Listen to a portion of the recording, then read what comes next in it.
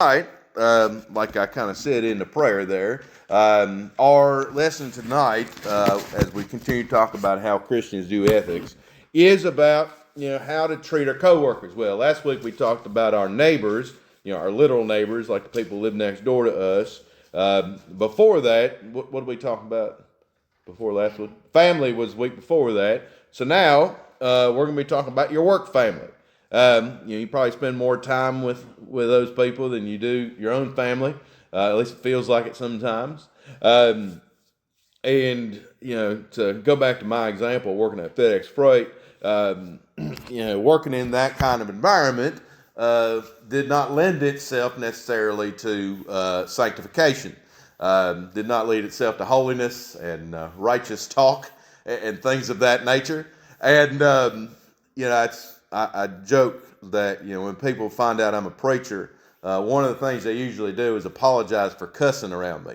I don't know why they do that, but I always tell them, I was like, one, I was in the Marine Corps, and two, I worked in warehouses for a long time. There's no combination of words I haven't heard before. So I know some of y'all work in interesting environments with interesting people, and so it's helpful for us. I'm sure school teachers are some of the. And I'm sure Firestone was just a place of pure holiness and. Like. Yeah, and so again, it's helpful for Christians to think again how it is we should not just act ourselves, but how we should kind of live in an environment again that doesn't necessarily lend itself to it. So. To start us off tonight, we're going to read from Ephesians chapter 4, and we're going to read verses 23 through 30. So again, Ephesians 4, 23 through 30 as we start tonight. And be renewed in the spirit of your mind, and that you put on the new man, which after God is created in righteousness and true holiness. Wherefore, putting away lying, speak every man truth with his neighbor, for we are members one of another. Be you angry and sin not. Let not the sun go down on your wrath, neither give place to the devil.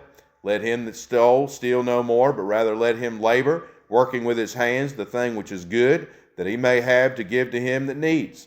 Let no corrupt communication proceed out of your mouth, but that which is good to the use of edifying, that it may minister grace unto the hearers. And grieve not the Holy Spirit of God, whereby you are sealed unto the day of redemption. Amen. Now, as we think about again how it is we should act and how we should be at work, one of the things that again we need to think about again is that for the Christian, one of the most important things about life is that we are the same no matter where we are. Right? That we don't have a church persona, we don't have a house persona, and we don't have a work persona. Right?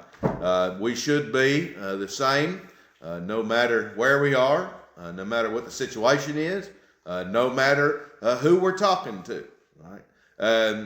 Obviously, one of the things that can easily come when we work in an environment is we can be conformed to the people we're around.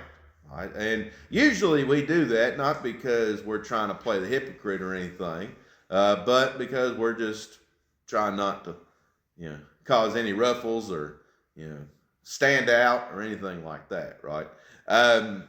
So, when you think again about this question of maintaining the same attitude, the same manner of life wherever you are,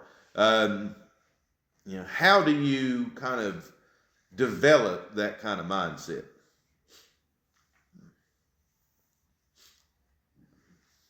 I think one thing, you need to remember you're in the presence of the Lord at all times. Right. Everywhere we are. Right. Yeah. I mean, that's kind of the key, right? As the book of Proverbs says, right? The beginning of wisdom is what? Fear of the Lord, right? David, when he was in the cave of Adullam, and Saul walks in, and it says he, kind of loosens his skirt, and of course that's just euphemism for the fact using the bathroom. David has opportunity to do what? Kill him, right? End all his troubles right there, right? And of course, what do his friends encourage him to do? His co-workers, if you will. To kill him, right? Now, David doesn't kill Saul, right? Now, why does David not kill Saul? Well, he's God's anointed. Right, he's God's anointed. Again, he recognizes that Saul is the king, right? And the Bible says, touch not the Lord's anointed.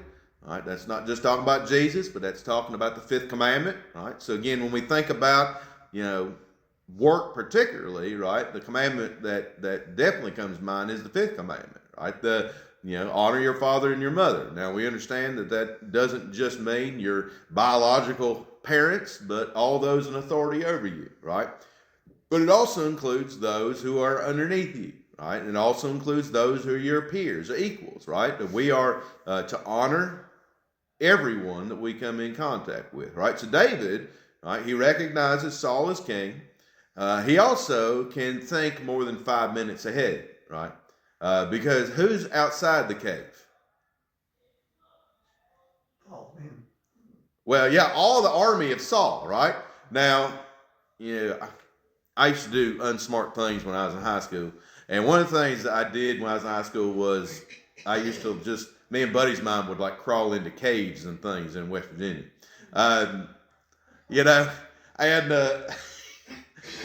totally unnecessary, right? But we'd heard that these holes in the ground, if you crawled in them far enough, right, they would open up into these big rooms and stuff. And sometimes they did. Sometimes it was, I'm not going to say it was worth it. I'm not sure that's in keeping with the sixth commandment. But most of the time, we would get in there and they would start getting small, and then you start be scooting yourself and trying to hold your breath while you're pushing. Now, obviously the thing with a cave is what's the main problem with a cave?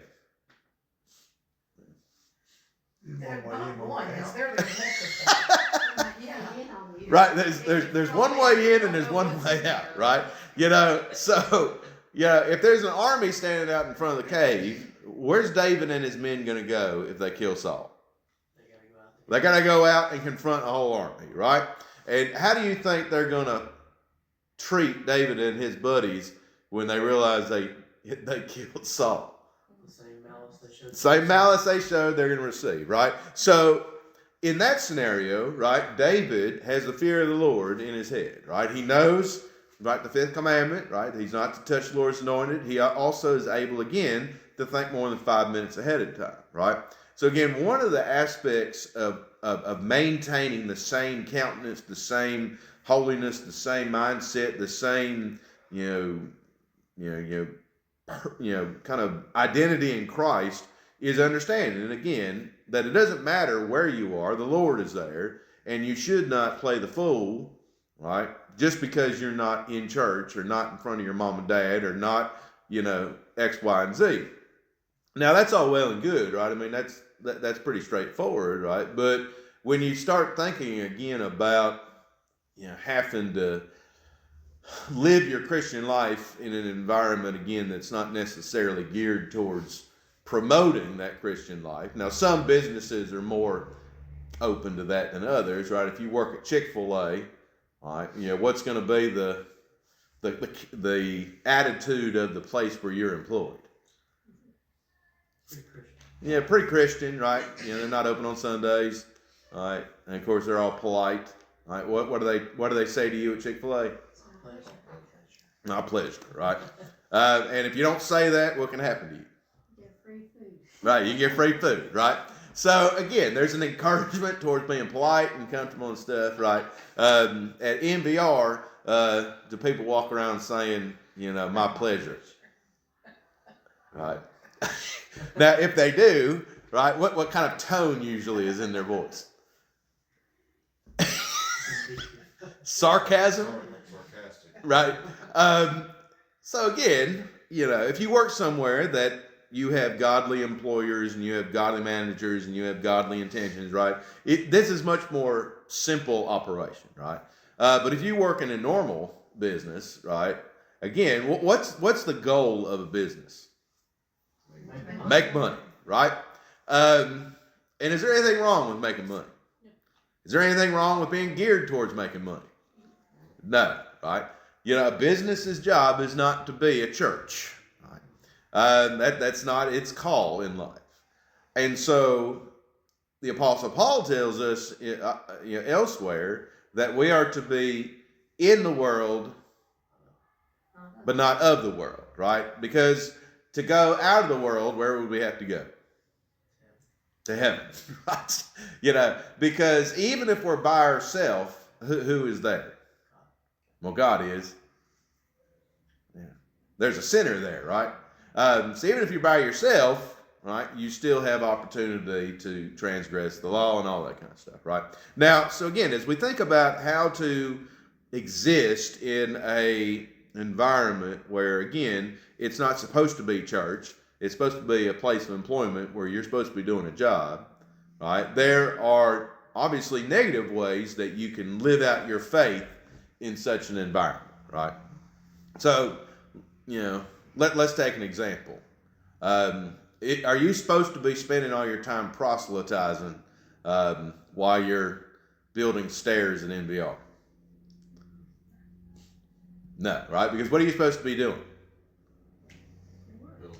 Building stairs, right? That's what you're supposed to be doing in NVR, right? But if you're walking around handing out Bible verses to everybody and telling them about Jesus and all that kind of stuff, are you building stairs?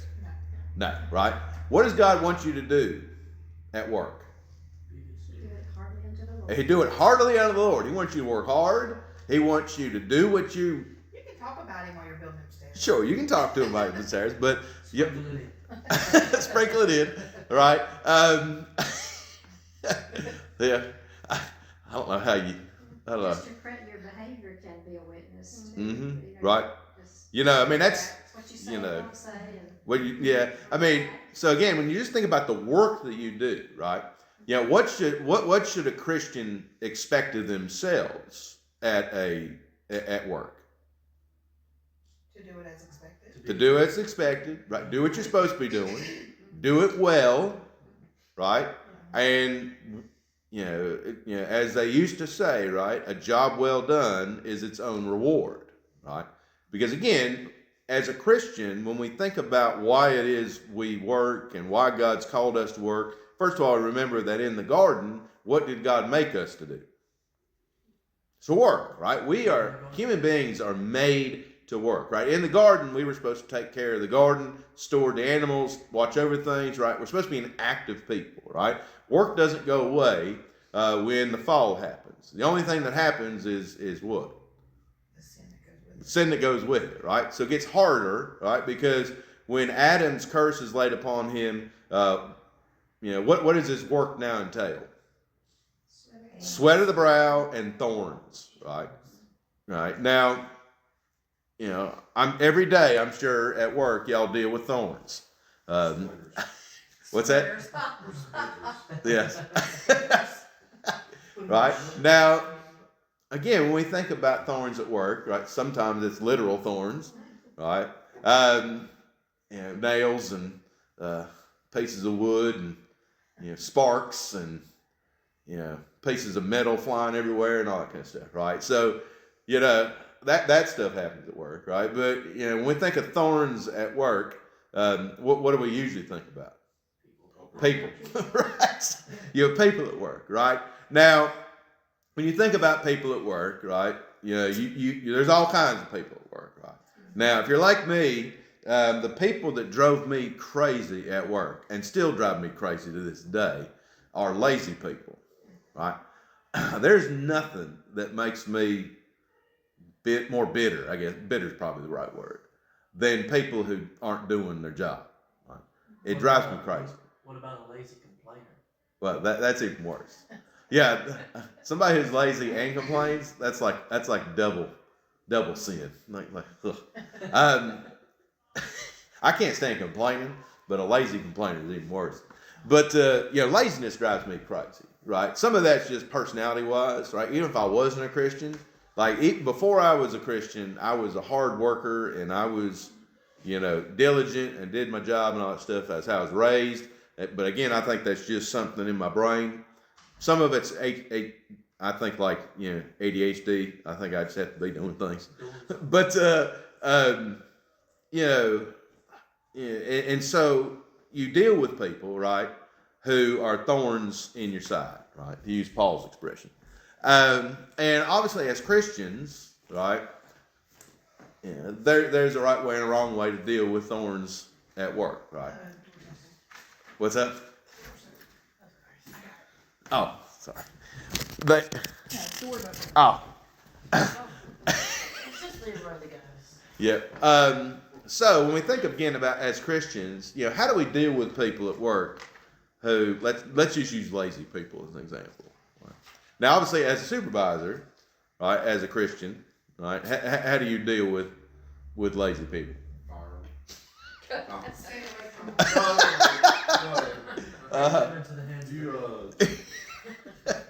You try to talk to them and Right. Tell them in a way that the best way you can to be Right. to not In an encouraging way. yeah. Right. Yeah. Not come down upon them with wrath or anything like that. Right. Show compassion. Right. Now, again, not to pick on you, Adam, but is it an unchristian thing to fire somebody? No, right?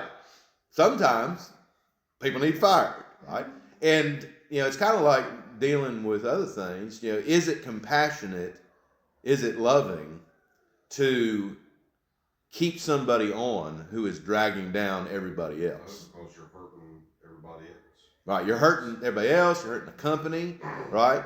Are you being a very good manager? In that. I feel sometimes that it also, if you keep somebody like that, it drags them down themselves because they don't realize. Some people just don't realize that it's not okay. Mm-hmm. And if you try your best to put them or give them to succeed and they're not doing it, then you've got to take the hard road and do that and talk to them and say, I don't feel like you're in a position that you can succeed. Right. And that you have to, maybe another door will open into a position that you are meant for. I'm very good at this because I just got tattooed just not too long ago. And I had to Yes. it took me over a month, so it's just like. Yes. Well, again, sometimes the most loving thing you can do for somebody is to put it this way, discipline them, right? It's not loving to your children to allow them to misbehave, right? What's the proverb? Spare the rod, spoil the child, right? That same principle, again, applies to what we're talking about here, right? Sometimes the best thing you can do for somebody is encourage them to work somewhere else, right? They're either not suited for the position that they have, or, you may be the first person in their life who has challenged them to think more of themselves than what they think of themselves. You understand what I mean? Some people, they either have never been told no, right? Or they've never been pushed, right? They've never been, positively encouraged to rise above where they are, right?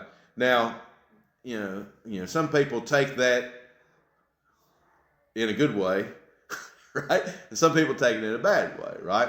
So, but again, as a Christian, right? What do you want for your neighbor? The best, right? You want, right? I mean, what does it say? Love your neighbor as yourself, right? So again, coming back to yourself for a moment, right? As a Christian, you lead by example, right?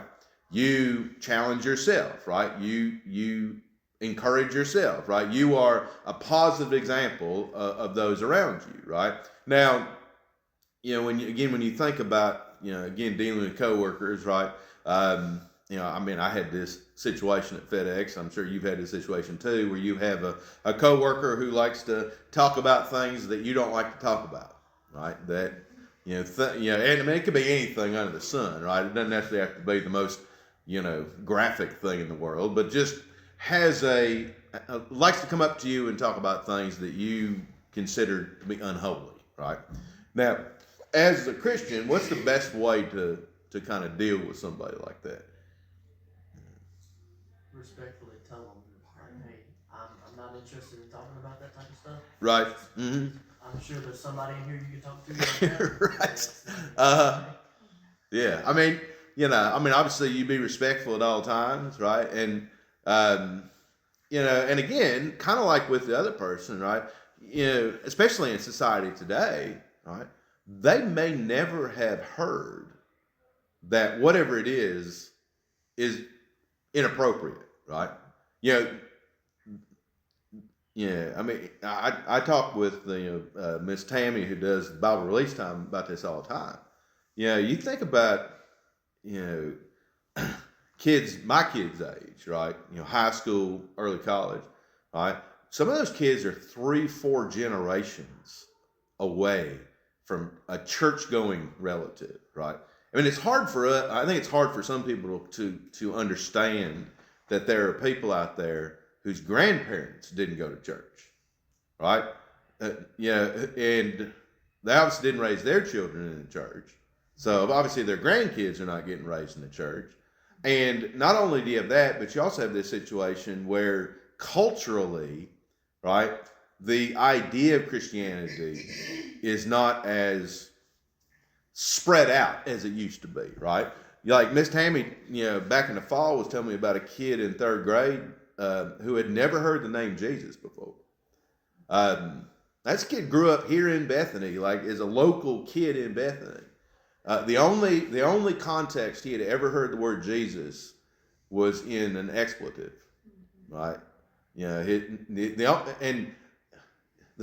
is almost crazy to say, but Tammy was telling me the first time she started about Jesus, the kid raised his hand and said, "Miss Tammy, we're not supposed to say that."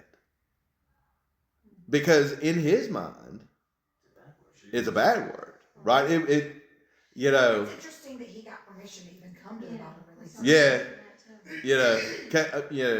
Because for a while, the kids in Bible release time whose parents were in church were being sent by grandparents who wanted their grandkids to get some kind of religion, right? They won't take them, I will. But I think some kids come over here just because it's something to do. Something to do. You get out of school, you get a walk across here, that kind of thing. So you may be, as a coworker, you may be the first person who has ever, introduced them to the idea that, just to use an example, like, going to the strip club is not something you want to hear about, right? That they may have no concept that somebody might think that that's not something you want to discuss, right? I had a student one time ask me who Mary was. That he's heard people talk about Mary. Oh, yeah. And how that relates to the Bible. Uh-huh. I mean, he was living in a house with, he had 2 mothers. Right. So even they weren't church going. Right.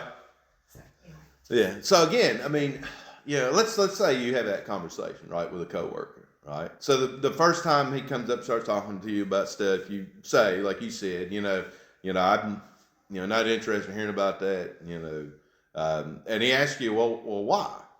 That's kind of strange. Why don't you want to hear me talk about, X, Y, or Z?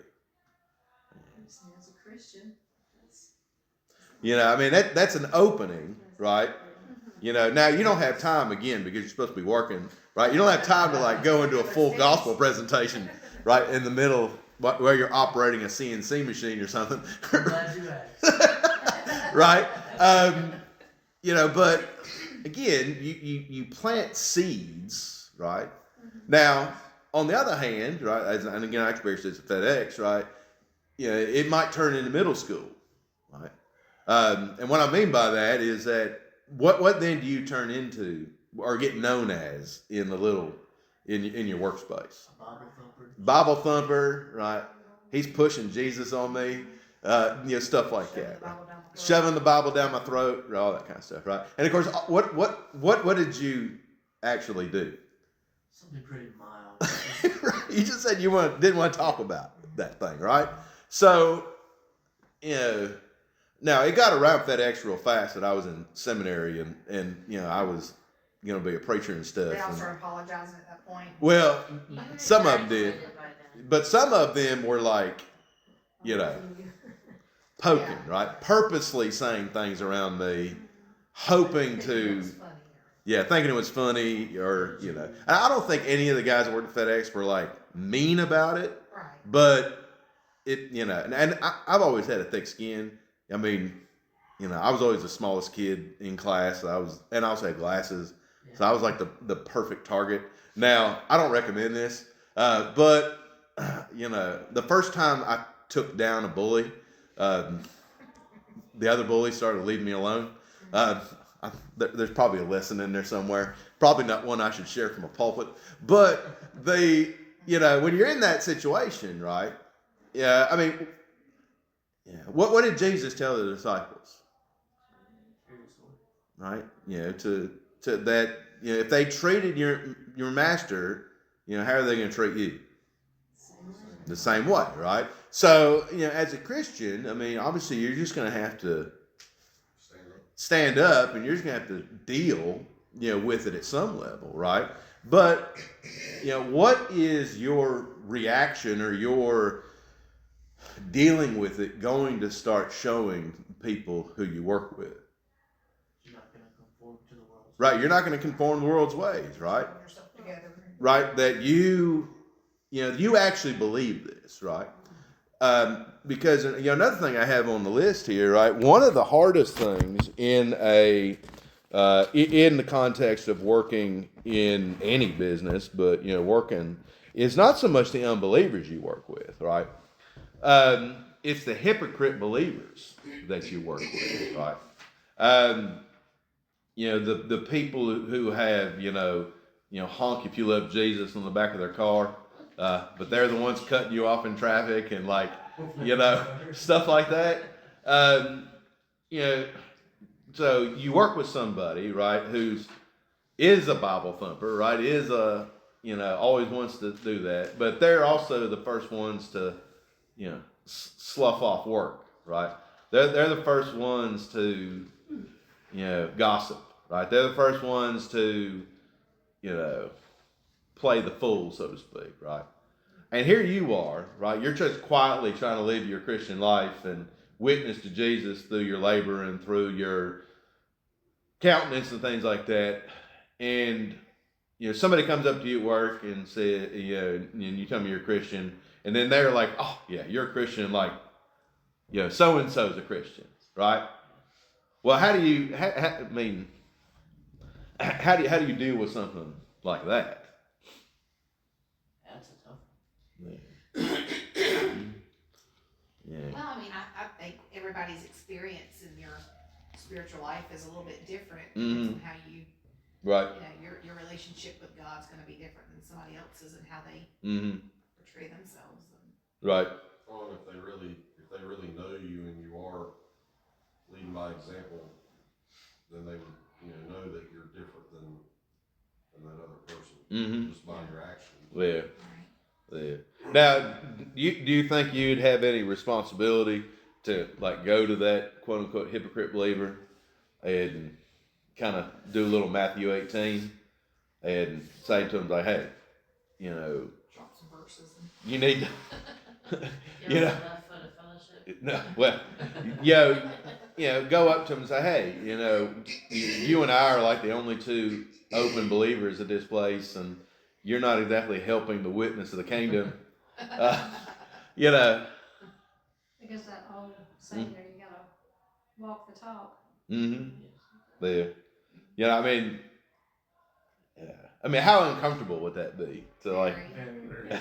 I think you just have to find the right situation. Mm-hmm. Because I've had people come up to me and Uh-huh. say, or I know you believe, but you're not like this person over here that just tries to offend.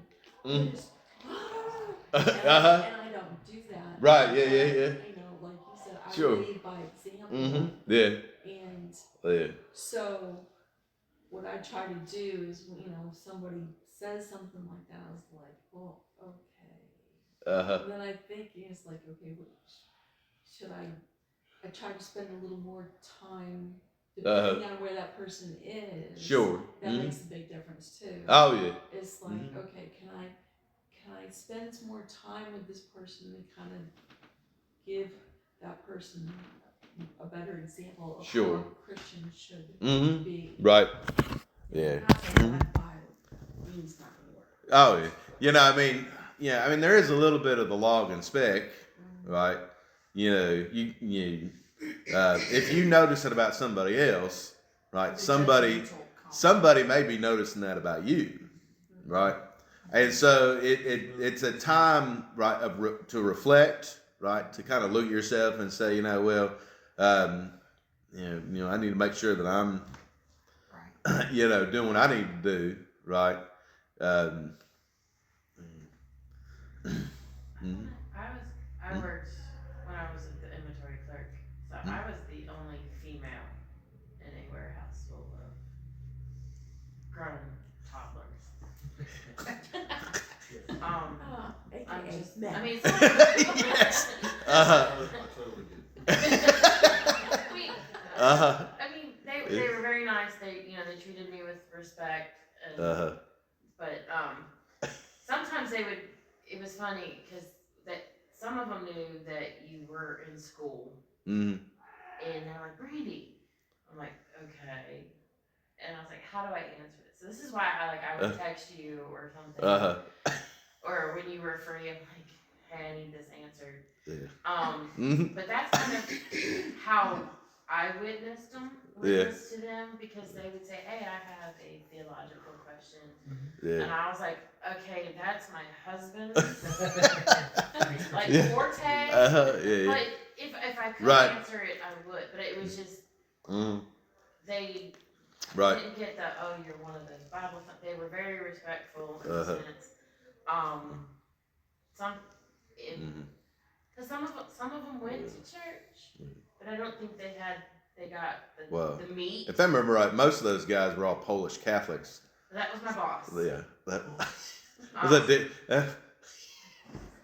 but for the most part, the guys would have a question. Yeah, and that's how I totally forgot about that, but I'm starting to remember some of that. They always had wild questions because you would text me things and yeah. There was one a coworker, we were really good, like just friends, and we would have those.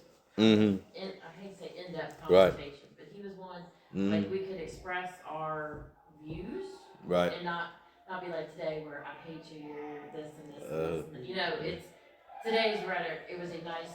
We could maybe not agree, but we could kind of find we could stay at our points. Maybe turn each other like, oh, okay, I see where you're coming from. But it was very. But I just want. It was just like when you're talking about. Right. I was like, I remember getting some really just off. Yeah, those are interesting people. I think I get in my own head in certain situations too, because I'm like, I don't want them thinking or wondering who are you to judge, or am I being judgy and I'm trying to say that they're doing something or living this way, and like who am I to figure that out? They'll have to figure that out on me. You know what I mean? Like I think the devil might work on me in some of that. Oh yeah. In my head about it. Yeah, because I think again especially I mean we live even though I described some of the kids at BSRT and stuff, we live in South Carolina, right, or North Carolina, right, in this little area right here, right, which is far more religious than Pittsburgh where we live, right. Pittsburgh is very much post-Christian in that sense, right? It's just, religion is just not a thing that people talk about, right? They worship a different God in Allegheny County, but I mean, there's still kind of this general feeling of Christianity around here, right? So, when I kind of talk about hypocrite believers, right? We're also deal with people, right, who have an interesting relationship with the church, right, or an interesting relationship with Jesus, right, and and I mean those are the kind of people, in some ways that are the hardest to evangelize, right, the hardest to talk about Jesus around, right, because it's kind of like me and electrical work. Like I know enough about how to do electrical work that I can kill myself, you know, you know. And so, the ones that are like, yeah, I believe, I don't yeah, have to yeah, search for it. right, Because you gotta tear down all the awful stuff that right. they think they know, and then build a foundation. That's right. Yeah. You gotta do twice the work. Mm-hmm. Two people, Mm-hmm. like you're talking about too, Mm-hmm. they think they're Christian when in actuality they're Right. not. Yes. They Yeah. have Mm-hmm. if I'm good, I don't kill somebody, or I go to church once a The year. bad sin. There's no Yeah, actual, that's right. Yeah, I'm not as bad as those people. Yeah. It's just Uh-huh. the heart. Mm-hmm. Right. Oh, I Yeah. don't go to Heartfelt church change, Saturday night. Yeah. Mm-hmm. Like the Lord Yeah. says, Mm-hmm. many will say, Right. Lord. and Yeah. I'll Yeah. say, I never knew you. Right. And so when so again, when you're again thinking about your jobs and your coworkers and stuff like that, right? Like I said, your main calling at work is not to be an evangelist, right? That's not, you're not a Christian electrician, right? You're an electrician who is a Christian, right? And there's a big difference between how you conceptualize yourself in that, right?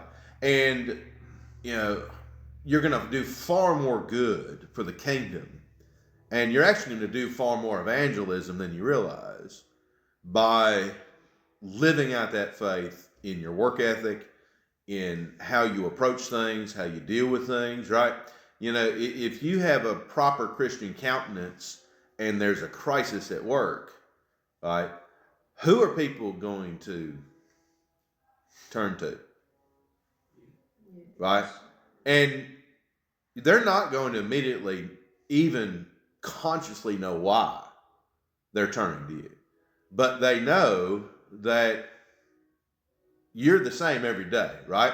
It doesn't matter whether, you all are getting beaten down by corporate or it's just a normal quiet day, right? You have the same countenance. You work hard no matter what, right? You are very fair. You are, concerned, right? You have this spirit about you, right?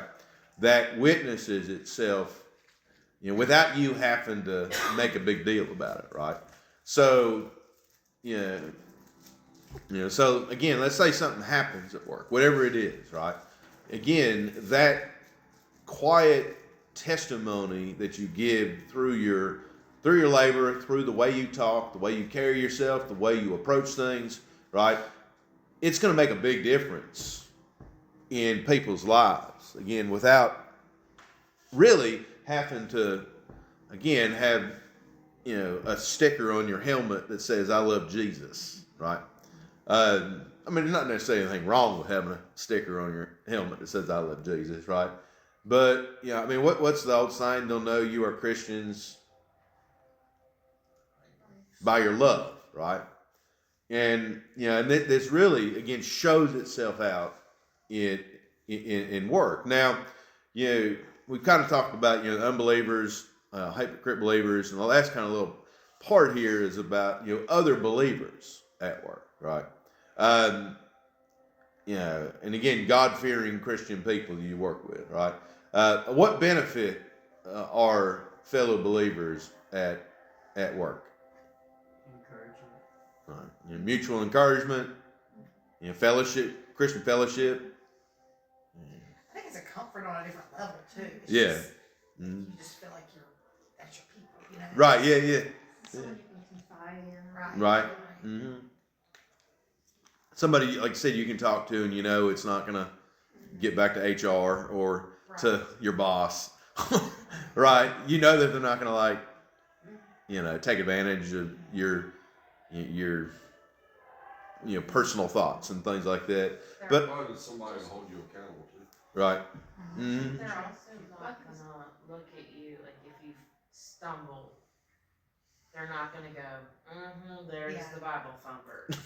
Right. Like, they're gonna be Right. that There's some understanding. Yeah, understanding, and they're gonna show grace and mercy. Right.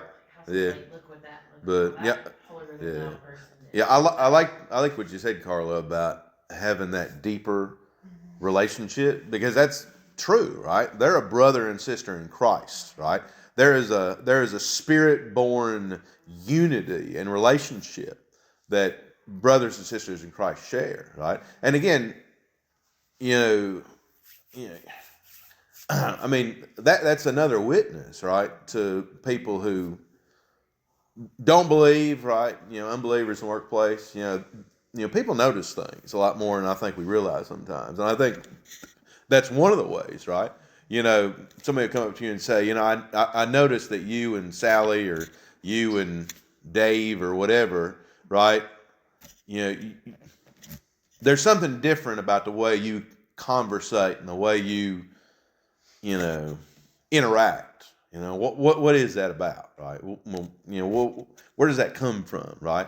And again, you're not necessarily going to take them down the Romans road while you're cutting wood, but that gives opportunity to say, hey, we get off at 3:00 or whatever.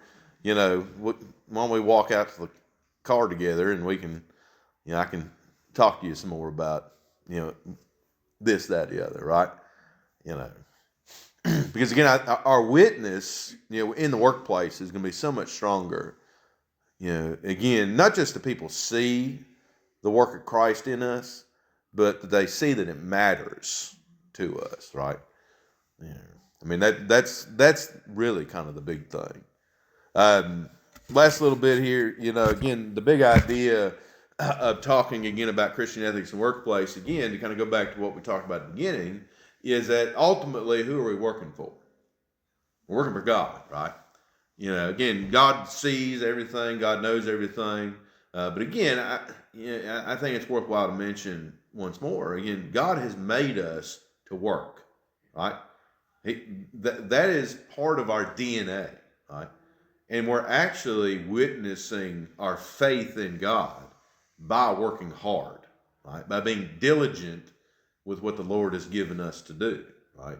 Being focused upon what it is we're supposed to do, right?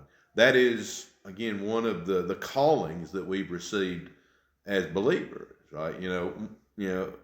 What's the big fight that Paul and Barnabas have in Acts 16, or at the end of Acts 15, beginning of Acts 16? Who's it about? About John Mark, right? About Mark, right? And what's Paul's big complaint about Mark? That every time things get hard, what does he do? Runs away, right? And so Paul doesn't want to take Mark on the missionary trip because what's Paul about? Work, right? And what happens to Paul everywhere he goes? Trouble, right? Now, I don't know if there's a common denominator there, but, everywhere Paul goes, there's trouble, right? And if you're working, right, who do you want alongside you? Somebody's going to work, right? Because that makes you work harder, right? It makes work easier, right? What's the old saying about many hands? Make light work, right? If everybody's doing what they're supposed to do, what can you do? Your job, right? Yeah, if you're having to pick up other people's slack, if you're having to, keep your eyes on other people, right? It makes everything more difficult, right? So again, log and spec, right? What's your main calling as a Christian at work? Do your job, right? That is what God has called you to do. All right, well, we'll go ahead and close on that. Any last thoughts or